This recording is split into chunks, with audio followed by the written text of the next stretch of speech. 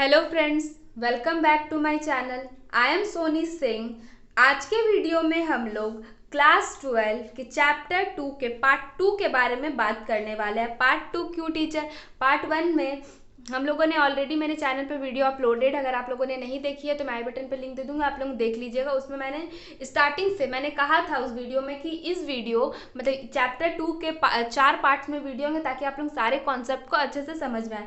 तो इस वीडियो में हम लोग पार्टनरशिप डीड क्या है, इसके इंपॉर्टेंस क्या है, क्या क्या चीज़ें होती है, वो चीज़ हम लोग कवर करने वाले हैं। तो सबसे पहले चैप्टर का नाम है accounting for partnership form fundamental chapter 2।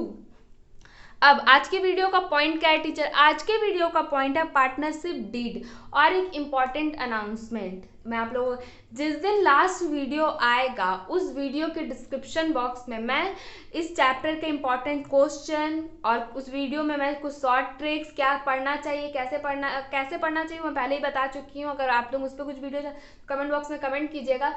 कुछ इंपॉर्टेंट क्वेश्चन, कुछ और भी चीज़ें जो भी एक्स्ट्रा होगी आप लोगों को मैं बताऊंगी। सबसे इंपॉर्टेंट यही है कि डिस्क्रिप्शन बॉक्स में important question, practical question, theory question आप लोगों को प्रोवाइड कर दी जाएगी इस चैप्टर से। मैंने ये सोचा है, मैंने ये प्लान किया है कि हर चैप्टर के जिस दिन लास्ट वीडियो अपलोड होगी उससे उस चैप्टर के इंपॉर्टेंट क्वेश्चन, इंपॉर्टेंट मैथड उस वीडियो के डिस्क्रिप्शन बॉक्स में डाल दी जाएगी। तो चलिए ज़्यादा टाइम ना वेस्ट करते हुए स्टार्ट करते हैं अपने फर्स्ट पॉइंट के साथ, पार्टनरशिप डीड। पार्टनरशिप डीड होता क्या है? आप लोगों को मैंने जब एलएलपी एंड पार्टनरशिप का मतलब बताया था, डिफरेंस बताया था कि एलएलपी एंड पार्टनरशिप में डिफरेंस क्या है, तो मैंने बताया था कि पार्टनरशिप ऑप्शनल है। रजिस्ट्रेशन आप करवा भी सकते हैं, नहीं भी करवा सकते। अगर आप रजिस्ट्रेशन करवाते हैं तो आपको पार्टनरशिप डीड फॉलो करना पड़ता है, अगर आप नहीं करवाते हैं तो आप फॉलो नहीं कर सकते, आप पे डिपेंड करता है। बट अगर आप पार्टनरशिप में रजिस्ट्रेशन करवाते हैं तो आपको ये सारी चीज़ें फॉलो करनी पड़ती है।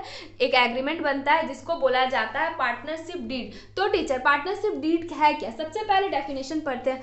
Partnership come into existence by an oral or written. Partnership क्या होता है? ओरल भी होता है और एग्रीमेंट भी होता है। बट अगर आप रजिस्ट्रेशन करवाते हैं तो ये रिटर्न डॉक्यूमेंट्स बन जाता है। It is better to have a written agreement to avoid and distribute the written document known as the written। मैंने कहा ना जो रिटर्न एग्रीमेंट होता है वो नोन एज होता है। आप लोग ना जो इंपॉर्टेंट पॉइंट्स होते हैं उसे रेड पेन से बॉक्स बना लिया करो या हाईलाइट कर लिया करो ताकि आपको अच्छे से समझ में आ जाए।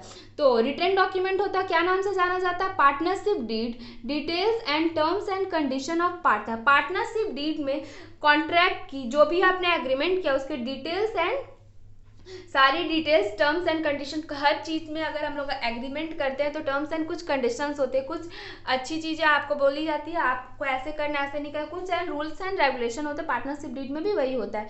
It is a legal document sign by all partner and cause have all following. मतलब जितने, अगर 2 पार्टनर है तो 2, 3, 2, 4 जितने भी पार्टनर, नंबर ऑफ पार्टनर्स के साइन होगी और ये सारी चीज़ें उसमें नेसेसिटी या होनी ही चाहिए। तो क्या क्या चीज़ें हैं जो होनी चाहिए, आपसे ऑब्जेक्टिव में पूछ सकता है कि पार्टनरशिप कुछ आप इस पॉइंट से रहेगा, कुछ जो नहीं होगा वो दिया है, इसलिए अच्छे से इस सारी चीज़ों को याद करें।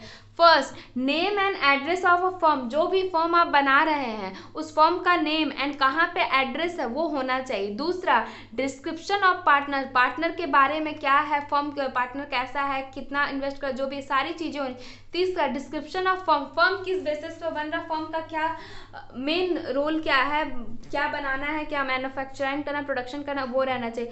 Principle of place. प्रिंसिपल आपके बिजनेस का प्रिंसिपल क्या है, बिजनेस का, वो होना चाहिए। Nature of business. Nature of business क्या है आपका। कैपिटल कौन कितने कितने पार्टनर हैं, ABC पार्टनर है तो कौन कौन से पार्टनर ने कितना कंट्रीब्यूशन किया वो भी होना चाहिए। लास्ट, इंटरेस्ट ऑन कैपिटल, कितना % इंटरेस्ट चार्ज होगा वो भी होना चाहिए। ड्राइंग। फिर last, interest on drawing. Profit sharing ratio, profit share कितना प्रॉफिट शेयर होगा, कौन से रेशियो पे होगा। 11th, सैलरी कितना मिलेगा पर्टिकुलर पार्टनर को। 12, गुडविल, कि कौन सा पार्टनर कितना गुडविल लेके आपका फर्म का क्या गुडविल, A to Z सारे। ये खत्म नहीं हो, आगे भी है। चलिए नेक्स्ट पेज पे चलते हैं। फिर bank, bank details, settlement of distribute, duration of partnership, partnership का कितना ड्यूरेशन है, डेट ऑफ कम्युनिकेशन, कौन से डेट में आप पार्टनरशिप स्टार्ट करें अपना, ऑडिटिंग कौन करेगा, कैसे होगा, सारी चीज़ें, क्योंकि ये लीगल चीज़ में ना बहुत सारी फॉर्मेलिटीज़ होती है जो आपको पूरी करनी पड़ती है। पार्टनरशिप डीड में 20 एलिमेंट से जो नेसेसिटी है वो होने ही चाहिए। अकाउंटिंग पीरियड ऑफ फॉर्म, आप कौन सा अकाउंटिंग पीरियड फॉलो कर रहे हैं, सारी चीज़ें। Rule of following the case of admission of partner, कौन कौन से रूल, आपने एडमिशन लेने के क्या रूल्स थे वो भी आपको मेंशन करना होगा पार्टनरशिप में। Rule of following while setting of account retirement, अगर कोई पार्टनर रिटायर करना चाहता है तो उसके भी क्या रूल्स है, आपको सारी चीज़ों को डालना होगा।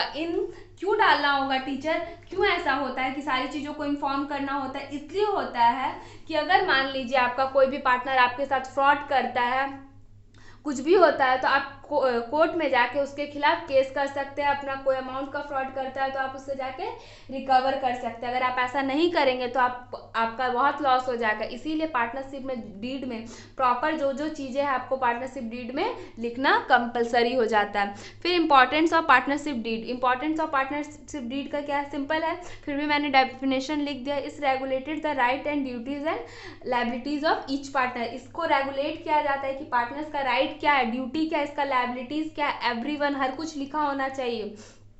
दूसरा, dispute arising if any among the partner are settled on the basis of partnership deed being written contract, हर पार्टनर के बीच में जो भी हुआ है वो रिटन डॉक्यूमेंट होना चाहिए। अब चलते हैं अपने लास्ट पॉइंट पे जो हम लोगों का है,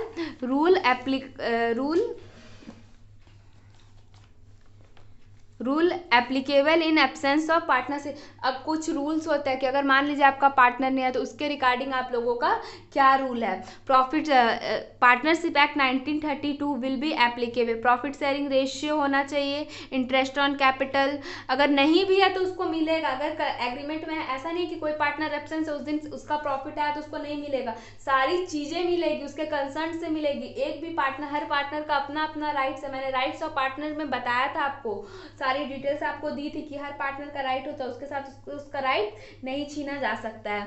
profit sharing ratio, interest on capital, interest on drawing, salary of partner, interest on loan, admission of new partners, each partner can participate the conduct of a business, ये सारी चीज़ें पार्टनरशिप डीड में होती है। तो इसीलिए आई होप आप लोगों को सारी चीज़ें अच्छे से समझ में आ गई होगी। अगर कोई भी पॉइंट्स, कोई भी डाउट छूट जाता है, अगर मैं कोई पॉइंट मिस कर पाई हूँ तो आप कमेंट बॉक्स में प्लीज़ कमेंट सेक्शन में कमेंट कीजिएगा ताकि मैं उसे नेक्स्ट वीडियो में कवर कर पाऊँ। साथ ही साथ अगर आप कोई और टॉपिक पे वीडियो चाहते हैं तो अपने उससे भी कमेंट बॉक्स में कमेंट कीजिएगा और अपने फ्रेंड्स के साथ शेयर कर दीजिएगा ताकि उन्हें भी इस वीडियो से हेल्प मिल सके। लॉकडाउन का टाइम है, अच्छे से पढ़ाई करनी है, कैसे पढ़ना है, और भी कोई हेल्प चाहिए होगा तो कमेंट बॉक्स में कमेंट कीजिएगा। Thank you for watching this video guys.